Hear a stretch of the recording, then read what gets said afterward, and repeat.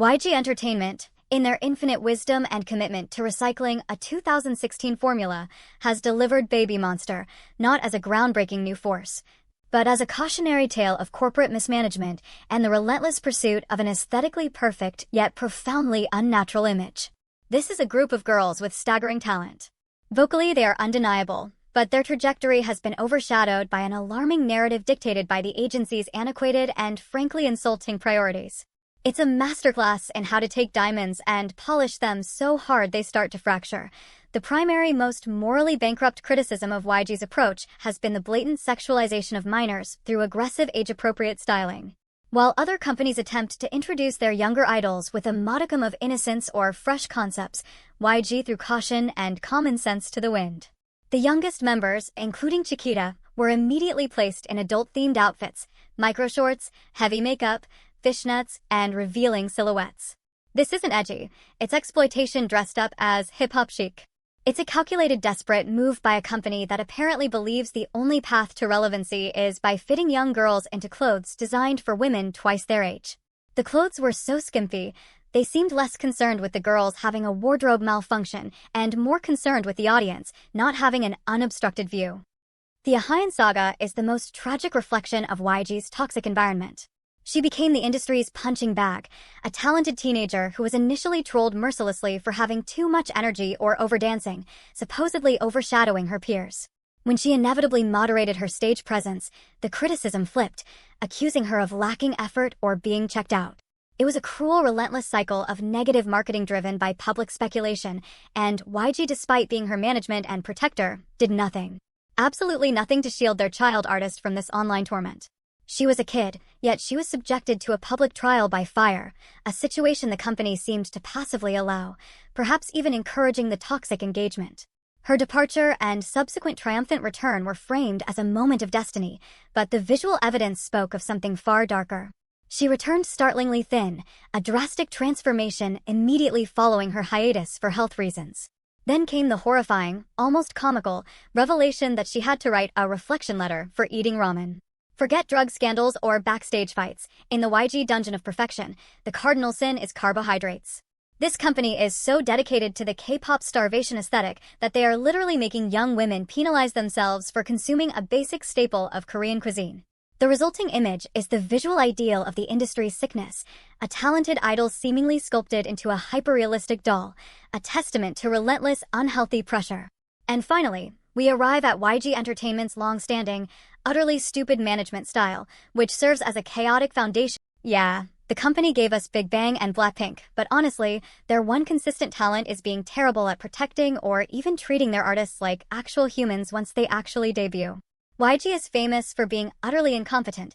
They let groups sit around for years with no comebacks, which is why people call it the dungeon.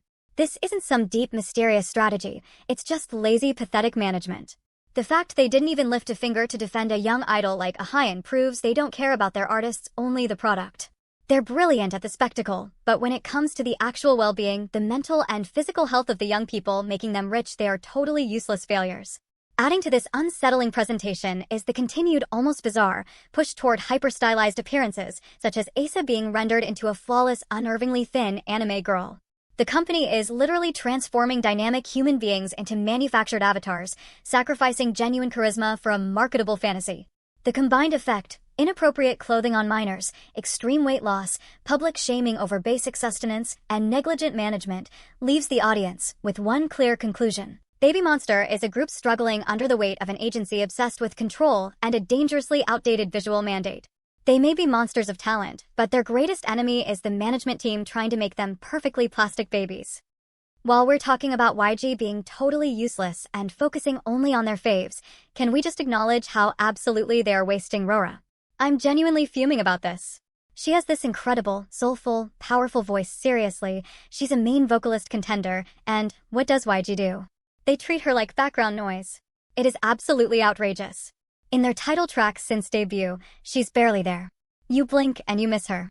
She gets like 3 seconds of actual singing, maybe a beautiful pre-chorus harmony or a high note, which is then immediately snatched away by one of the preferred members who gets the entire chorus and rap breakdown. It's like YG's logic is, She's too talented. Better hide her behind a wall of noise and main center time so she doesn't distract from the main visuals. The screen time is an even bigger joke. Have you actually watched the music videos? She's often relegated to the back, or she gets the quick shadowy cuts while other members get these glorious well-lit, solo glamour shots. It's the classic YG move. Spotlight the ones who fit the mold and make the rest of the ridiculously talented girls fade into the wallpaper. And her outfits? Don't even get me started. While the favored members are decked out in those custom statement-making pieces, Rora often looks like she's wearing the stylish hand-me-down version or the costume from the B-side set that nobody else wanted. They're visually and orally sidelining one of their strongest singers, and honestly, it just makes me so mad. It's blatant, it's stupid, and it perfectly proves that YG doesn't value talent if it doesn't fit their narrow, outdated concept of a star. They're throwing away her potential like it's trash, and we're all supposed to just sit here and pretend it's fair. Rora has the voice of an angel, and YG treats her like a glorified backup dancer. Honestly, it drives me insane watching the constant over-the-top criticism directed at the BABYMONSTER members, and really, any K-pop idol. It's like everything they do, from a facial expression to a line delivery, is scrutinized under a microscope. But here's the brutal truth people conveniently forget. These young women are not solo pilots. Every concept, every styling choice, every minute decision about their image and output is signed off, if not outright dictated, by the company, YG Entertainment. When you see something you don't like, the controversial outfit, the cliché concept, the lackluster production, you shouldn't be tearing down an 18-year-old artist for it. The real issue is the company. These faceless executives are perfectly happy to shield themselves behind their young marketable idols, collecting all the profit while letting the artists absorb all the backlash. Direct your anger where it belongs, or better yet, just leave the kids alone.